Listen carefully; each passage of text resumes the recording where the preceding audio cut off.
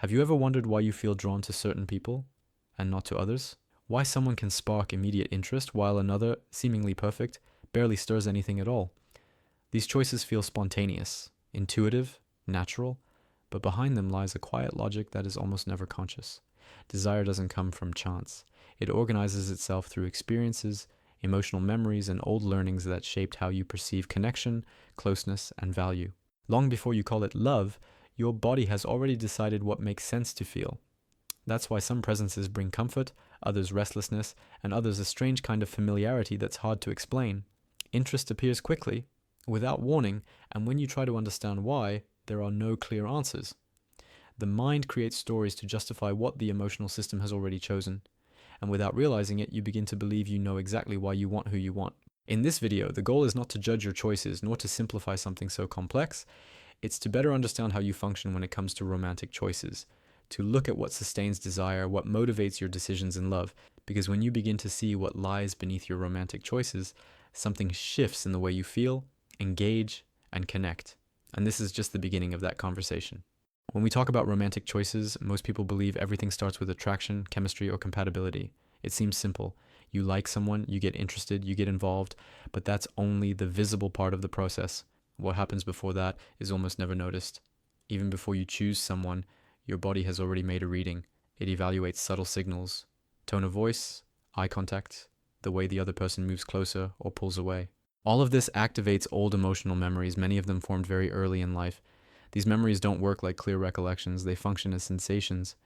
A tightness in the chest, a sudden excitement, a strange sense of comfort, anxiety with no obvious reason. And from these sensations, desire begins to organize itself. The key point is this: desire doesn't come from what is ideal, it comes from what is familiar. What your emotional system learned as connection becomes the reference point. Even if that learning came from confusing, unstable, or emotionally unsafe relationships, it still influences your choices. Not because you want to repeat the past, but because your body recognizes those signals as known. That's why attraction often appears quickly and without explanation. You can't really say what pulled you in that direction. You just feel that something there calls you, holds you, involves you. And when you try to explain it rationally, the justifications come afterward. The mind usually arrives late to this process. It organizes a story that sounds nice, logical, and acceptable.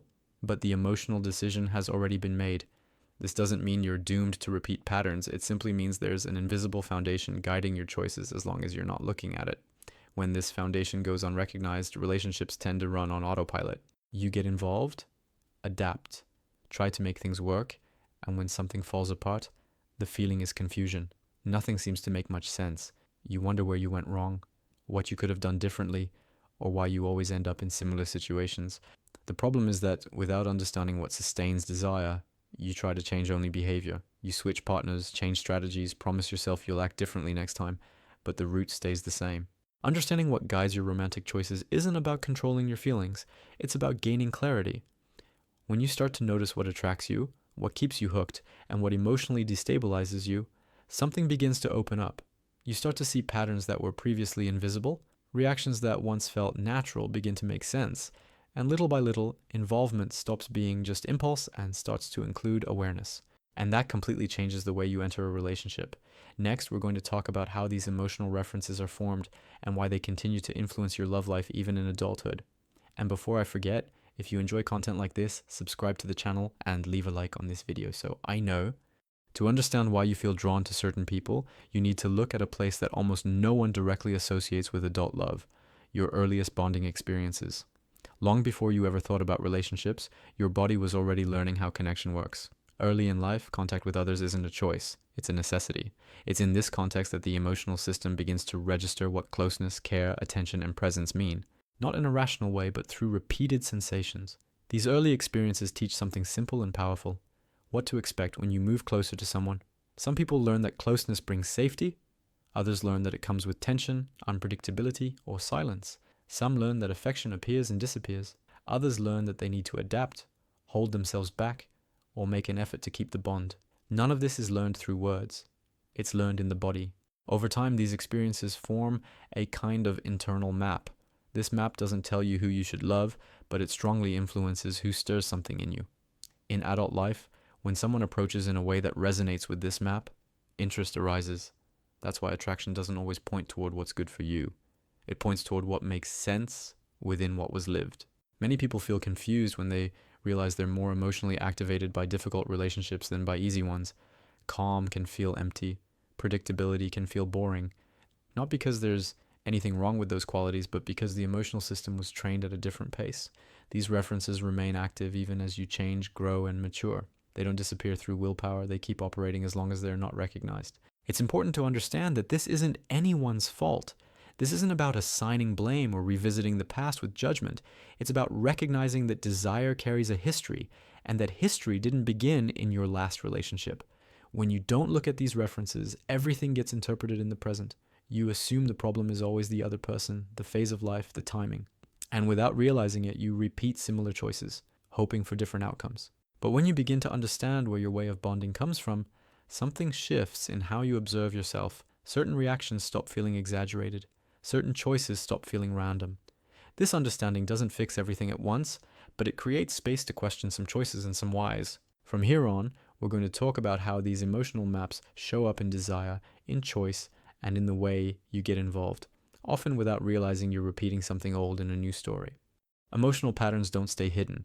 They show up right at the beginning of relationships, often in the first dates, the first conversations, the very first sensations you have with someone. Attraction comes on fast. There's a strong urge to get closer, to know more, to be together. The interest feels intense, almost urgent. You sense that something there is different, even if you can't explain why.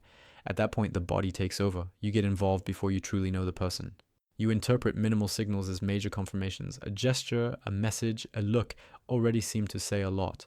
The mind follows along, trying to organize everything into expectations. As a result, the bond grows faster than the foundation supporting it. Small inconsistencies start to appear, but they go unnoticed. A bit of distance, a vague reply, a shift in rhythm.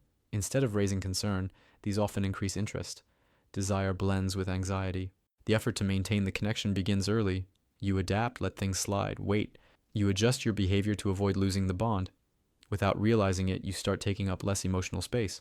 As the relationship moves forward, wear and tear sets in. The initial intensity fluctuates.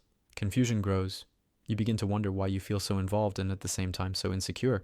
In other cases, the movement is different. When someone is available, present, and clear from the start, something doesn't click. There's no tension, no impact. The relationship feels too good or lacking emotion. The interest doesn't hold. These reactions aren't really about the other person. They're about what your emotional system learned to recognize as connection. As long as this goes unseen, you believe you're reacting to the person, when in reality you're reacting to the pattern that was activated. And that pattern tends to repeat itself with small variations. What makes it most confusing is that in the middle of all this, the feelings are real. Nothing about it is fake or superficial. The attachment is genuine, the pain is too. And that's exactly why breaking out of this cycle can feel so hard. You try to understand what went wrong. You promise yourself you'll do things differently next time. You believe that with the right person, everything will finally flow. But without noticing what draws you into relationships the way it does, the story changes settings while following the same script. The turning point begins when you start observing the beginning of relationships, not just the ending. When you pay attention to what speeds you up, what pulls you in too fast, what makes you ignore important signals, this perspective isn't meant to shut you down or protect you from love. It's meant to create presence, so you don't lose yourself in the other before you notice yourself. Lastly, we're going to talk about how to break this emotional autopilot and create more conscious choices without erasing desire, without denying feeling, but by changing how you enter and remain in a relationship. At some point, something shifts in the way you get involved. It's not something big. It's not a dramatic turning point. It's a new perception. Attraction shows up. The urge to get closer appears. The difference is that now you notice it happening. You feel it, but you're also paying attention. Before, everything moved fast. Interest grew. Imagination filled in what didn't yet exist, and the bond formed with very little space to think. Now the pace is different. There's more time between feeling and acting. Because of that, you begin to see things that used to slip by unnoticed, how the person communicates, how they react, how they move closer, how they pull away, and most importantly, how you feel after the interaction. The attraction is still there, but it no longer makes all the decisions on its own. It has to make sense alongside what's actually happening. This moment can feel unfamiliar. The urgency fades. The impulse loses strength. And that can create the impression that something is missing. In reality, you're more present. As you start noticing these movements, it becomes easier to see when you're trying too hard, when you're settling for less than you want, when you're trying to hold onto something that isn't holding itself together. These realizations don't come with judgment, they come with clarity. And clarity changes the way you choose. You stop entering relationships on autopilot. You begin to engage with more attention, with more contact with what's really happening, not just what you hope will happen. This doesn't eliminate desire, it doesn't take away feeling, it simply changes the place you're connecting from. Some relationships naturally stop making sense, others gain space to grow in a more grounded way, with less confusion, with less anxiety. Maybe this video doesn't offer ready-made answers, and that's okay. The idea here is to open simple but important questions, to invite you to look at your choices with more awareness. If this content resonated with you, if at any point you recognize yourself in these situations, subscribe to the channel and follow the upcoming videos. The conversation continues here, always with the goal of bringing more clarity to the way you relate. Turn on notifications and stay close. There's much more coming.